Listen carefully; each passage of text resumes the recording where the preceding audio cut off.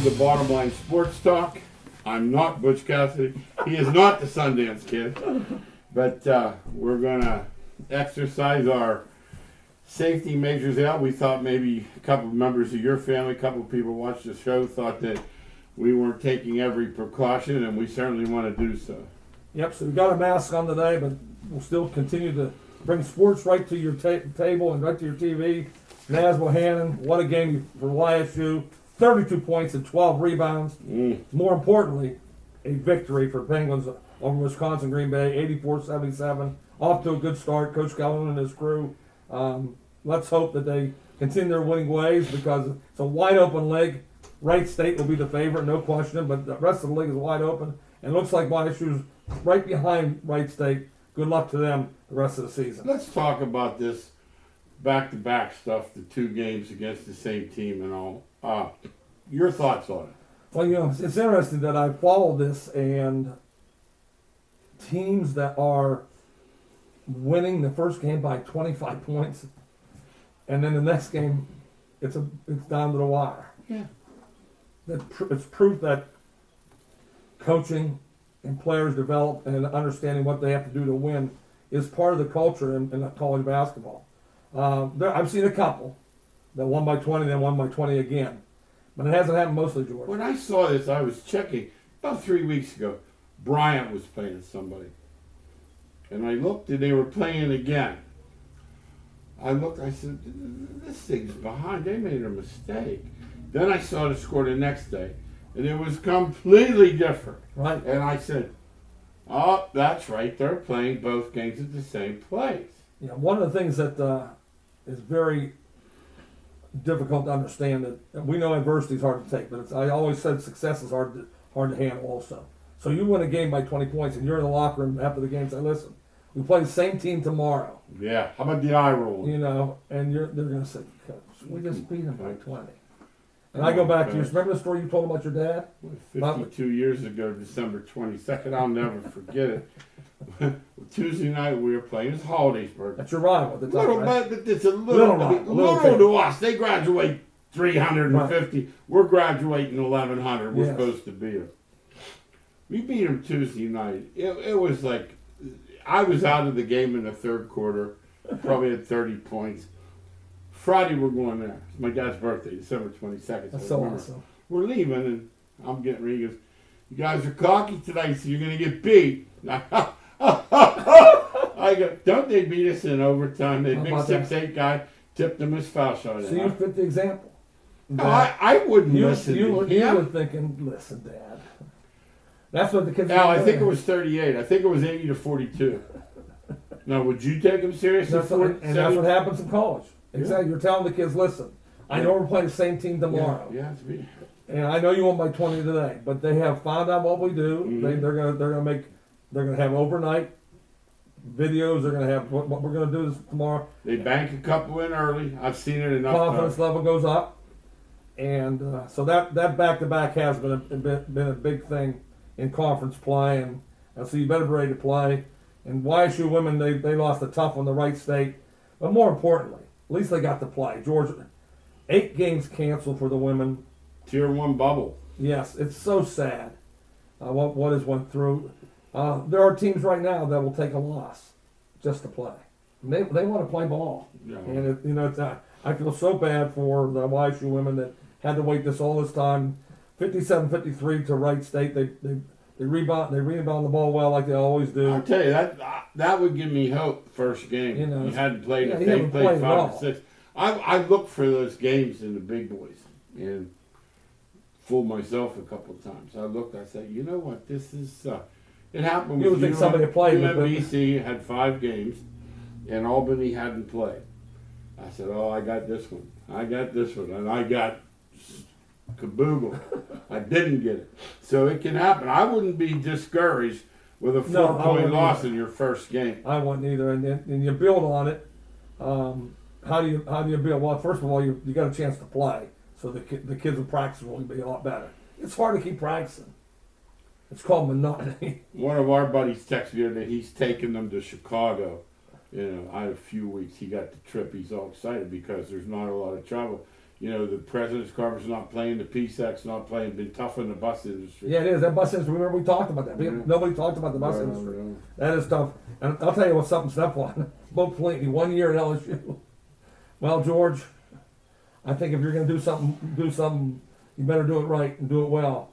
And old Bo didn't get it done at LSU. He was an easy target, easy scapegoat. I'm sure there's more to it than that, but obviously Orgeron's got to save his neck. Mm-hmm. So first thing he does is start sweeping the deck with his... I will say this, though. I will say LSU's always been known for great defense. Yeah? When they played this year, No. they were pathetic. Now, I don't know if it was recruiting ahead of time. I don't know what happened. They lose how many of the Yeah, exactly. No, we don't know. Yeah, we don't know that. The Pirate got him the first game. Remember, you knew it was going to be trouble. Yes, because he didn't do it to anybody else. No, he didn't. Yeah, so Bo left YSU, left his roots, and went to LSU. Saw the big money. It was big money also, but didn't last long. He'll probably land on his feet again. I think that his pedigree will land him another job. I'm thinking that's going to happen. But yeah, it's just a reminder, you know, what have you done for me lately? Mm-hmm. Orgeron the same way. Don't have two more of those. Yeah, and Bo fits the bill that he plays a reckless style on defense. Plays all man-to-man in the secondary, brings people, and in today's world, you don't want to give up big play after big play. And LSU did it. The fans were booing. The fans were out, you know, these LSU alumni. They aren't messing around. They have a say-so, too. They're saying, hey, we're not sending any money in. No. If we keep that Bo Pelini around town. And once again, we've said it about Auburn. We'll say it about whomever. There's one elephant in the room, and it's the big boy down in Tuscaloosa. Yeah, and Alabama, you compare yourself with Alabama, you're going to come home poor. Orgeron got, I don't want to call it lucky. They got Joe Burrow to come in. Perfect mix with the great receivers they had.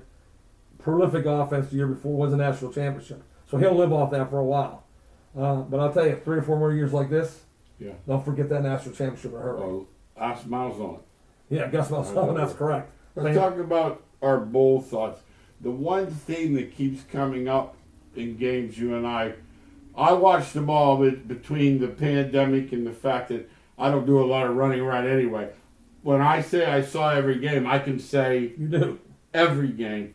And the crying theme, college mostly, pro also, but more college, time management. Cincinnati has a victory in their hands. I know a lot of fans in the Ohio area. We're up in hard for Cincinnati. All they had to do was run the ball in third down, take the 40 seconds off the clock and punt it. Georgia would have had under 20-some seconds. As it was, they only got a 53-yard field goal off. They would not have gotten there. But no, they pass on third down and end up saving an extra. Remember, people, when they're out of timeouts, you get 40 seconds to snap the ball. If they incomplete the pass, the clock is stopped. Yeah, for you guys who are watching our show today and you women who are watching the show and want to learn about football 101, time and possession means everything. And when you're playing major college football and you're playing the high school football that's around this area that is unbelievably great, there's nothing makes my stomach turn than a football coach and staff that doesn't understand that time and management. Listen, if they have no timeouts left and you're going to run the clock down, tell your quarterback to run to the sideline and run back and forth best they can, and then drop to a knee before he goes out of bounds. You'll run the clock out. You'll give them no time. Instead, George, they snap it with 12 seconds on the clock. I see teams at the end getting stuck in between. They don't have enough. They haven't practiced it. No, and they end up having to snap the ball and then actually do something because they can't get it to zero before having to punt it. They haven't figured it out. They haven't practiced it. It's a practice situation. It is, all the way. You know. No, that's it. Georgia said it best. You want to send a blocker in front of the sideline? Send a blocker. The kids will do what you practice. Yeah. Put a 7-minute clock on at the end of the practice once a week. Yeah. And say, yell out, no timeout. The other team has no timeout. We're in the 7-minute drill. What are we going to do? You know, they call it in the pros 4. Obviously, the 2-minute drill. But the 4 minutes when you're running the ball, taking the whole time. I watched the Cincinnati quarterback. He was sliding inbounds at 6 minutes. He was aware. That's good. You got to give a guy credit if he was aware for that. The team wasn't. The coaching staff. The coaching staff. What is the coach? Yeah. Yeah, you have to coach him. That's what's called coaching. Now the silver lining is, for Cincinnati, they'll probably keep him now. He was a pretty hot commodity. Oh yes, he was really. That may have, believe it or not, that faux pas may have kept their coach. Yeah, that's the truth. Unbelievable though. When you look at the recruiting rankings every December, every March, Alabama, Clemson, Ohio State, who's next? Georgia. Where are they? Yeah. Where are they? One of the things we've come to the conclusion with from these bowl matchups, and we took all bowls and we come up with ideas that Kirby Smart does less with more. Georgia never looks like the powerhouse they should be. You're talking about they get guys, 7, 8 guys going to the pros in the first 4 rounds every year. Recruiting says first, second, third, fourth on recruiting, Georgia, and they never play the part. I know this. Kirby Smart, his name, just getting rid of Justin Fields tells you that he's not very intelligent. You watch Justin Fields and you watch Fromm and Eason play, you're thinking, what was he thinking, George? How could you make that mistake, George? I say the same thing about the Eagles quarterback. You're watching these two guys and you can't tell me you have a better chance to win. Yeah, but you should be able to watch. You should be able to watch. My eyes, I watched 30 seconds. Yes. So Georgia has great recruiting. We're talking about Kirby Smart's top 5, top 10. But he needs to put something in charge of offense and defense to use their talent to the best of their ability. They don't look like they don't look like Alabama. They just don't look like Clemson for that. You know, they don't look like Clemson either. No, now, your favorite player in the country, and you're getting. I'm coming around because I've been on him all the time. He was the guy who caught the touchdown pass, by the way, against Georgia to win that national championship for Alabama, and nobody knew who he was. Devontae Smith is the best receiver I've seen since Julio Jones, Larry Fitzgerald, and Randy Moss. Those are 3 of the greatest ever. In college football. Okay. And he can beat you long in a millisecond. He can beat you over the middle, jumping over people. He can take a short pass and take it to the house. He blocks like a son of a gun, returns punts. He does everything for Alabama. He's the Heisman winner. And I will say right now that if somebody else wins this, then the vote is not real. He already won the Player of the Year award in two contests. Is there a chance that he and the quarterback split it? Yeah, there is. And the Clemson quarterback wins? That means it shouldn't. Then the guys voting within Washington. There's nobody west of the Mississippi, so a lot of times this voting becomes geographic. Yeah, it does. And I just a lot of times there's 2 people up for it, and you don't see it. Not even close. Not close. There's not a. If Lawrence would have played all year. Absolutely. Yeah, then Lawrence would have been close. But he didn't play all year, so he's not going to get it. Devontae Smith deserves the Heisman. He's the best player in the country. Now, we're going to combine these next 2 segments. First of all, selfish play, hitting people out of bounds, headbutting people, all this stuff. Along with the depth and power, the idea that the big schools have Noah's Ark, Ohio State, Clemson, they have 2 of everything. Cincinnati does not. The game is going their way. Doesn't one of their players run over and headbutt a guy out of bounds, thrown out of the game for targeting?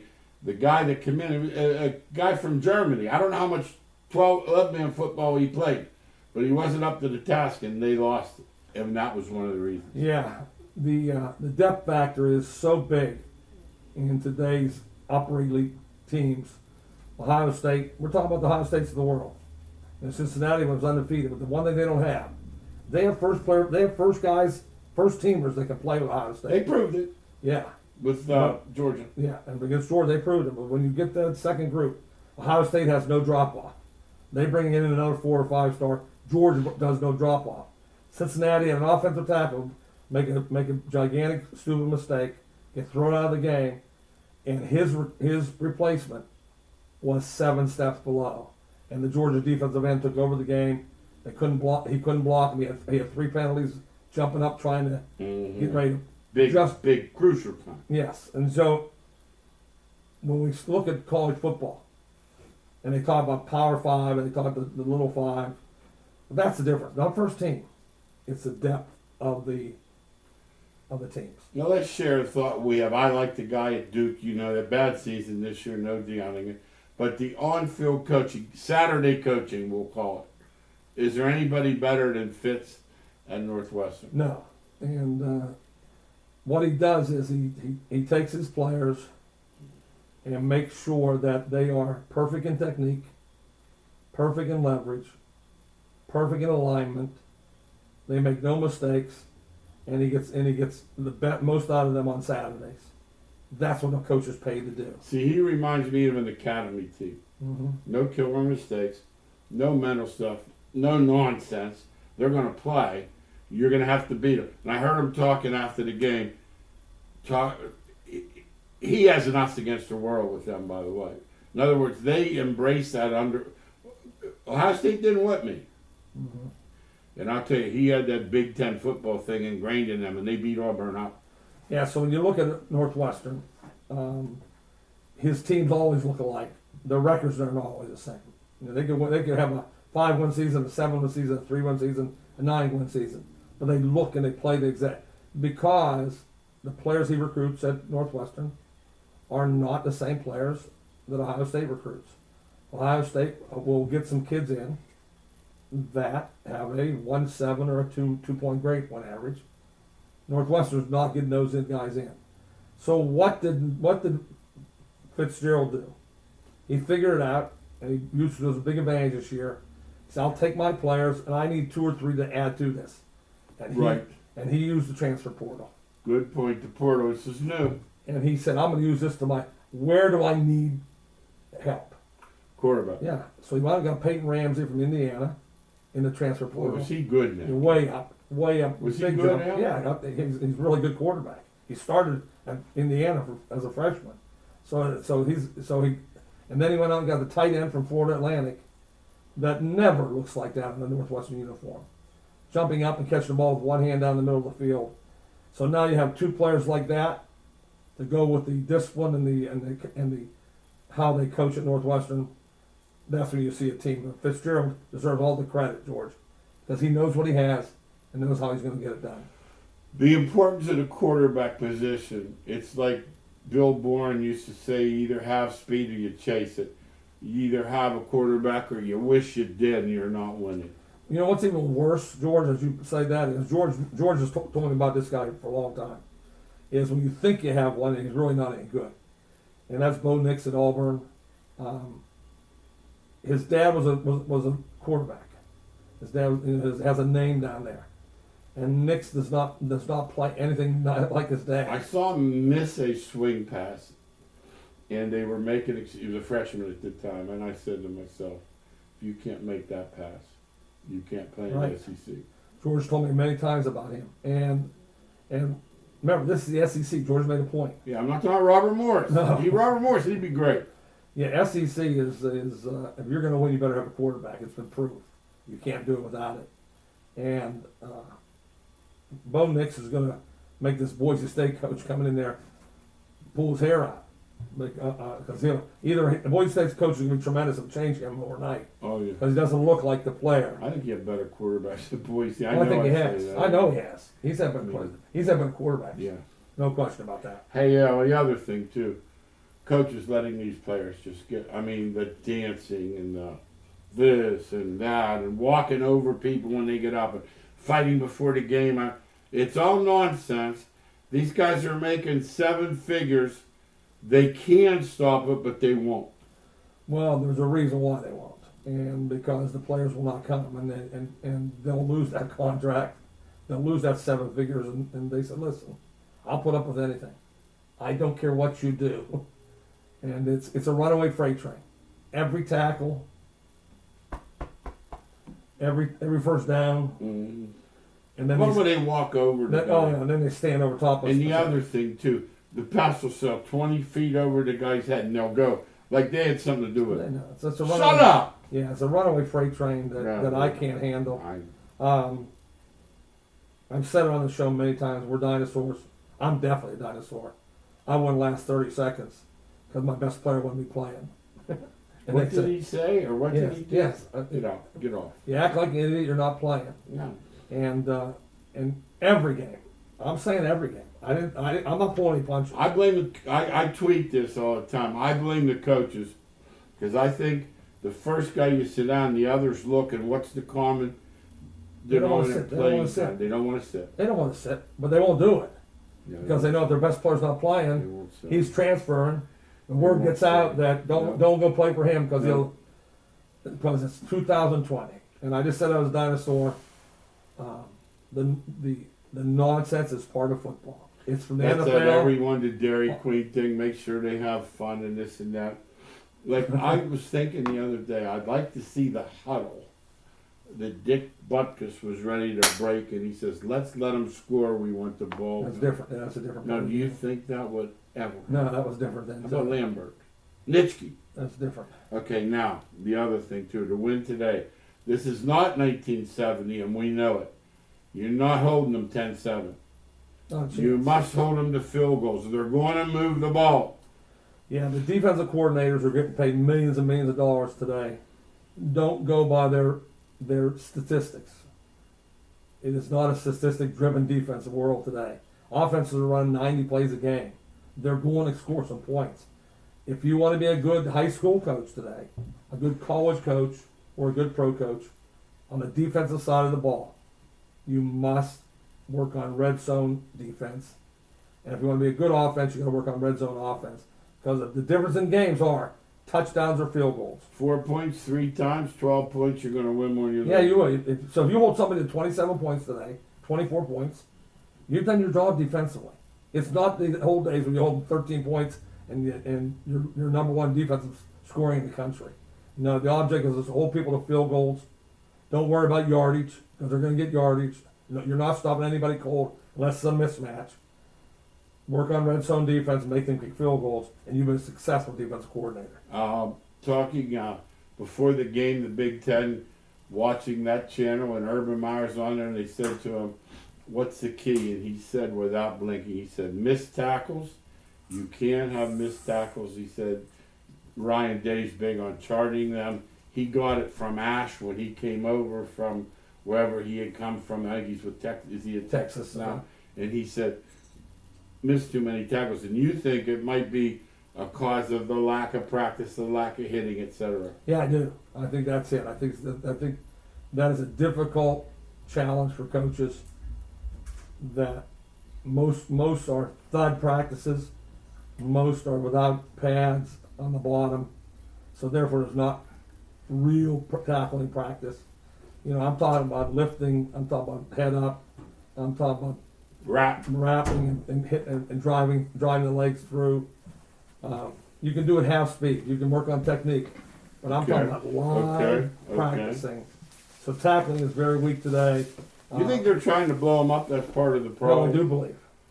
I watch these guys on kickoffs, and it looks like they're trying to dismember them, but usually you juke and the guy's going. Yeah, the style of tackling is to try to hurt somebody, and you hurt them by running through them like a missile, not wrapping, but putting your body through their body, and all they do is make a move, and you're flying through the air, and they're going someplace else. I do believe it has something to do with that, George. Well, let's talk about the Browns a little bit. We've local segment. We've talked about them a few times, but we got about 4 minutes left. The job Kevin Stefanski's done, he's not in the news.